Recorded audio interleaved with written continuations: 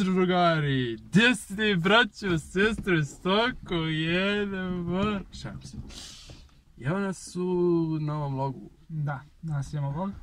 Idemo s našim bratom Skubijem pod drva. Naši dragi gost koji nam pomaže puno, mi se nalazimo trenutno Orenog. Da. I danas snimamo vlog, idemo sa frezom, to ćemo pokazati poslije. Malo ću ja voziti, malo će Božo, malo će Skubi. Da. I radimo neki mali vlogić što nas nema dugo. Nismo danas snimali. Da. Idemo. Ovo je radio. Lave. Koji ne radi.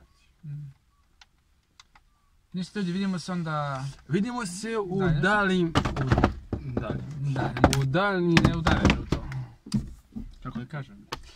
Vidimo se u daljim dijelovima. A ja bi ga braća nije bilo dugo. Ali mi smo najpoznatija braća. I pada kiša. A ovo ne mogu dočisti. Neće voda.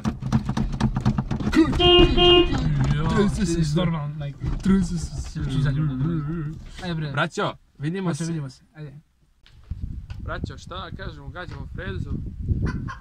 Pada kiša, nema veze, da mi se vidi večka.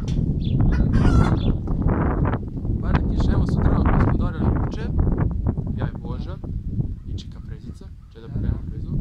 Vidite, ova freza, to ćemo voziti poslije malo, ja i Boža. Evo, dobra kamera ovako. Eno ga bager, eno ga Opel vetra. Bager, Opel. Znaš kakve vetra, brate, dobre. Eno ga Renault, brate, njega smo malo pre snimali. Ali Opel je bolji. Kada malo reklamiramo Opel vetru, braću, evo ga mačak. Pokažem vetricu. Kako maša.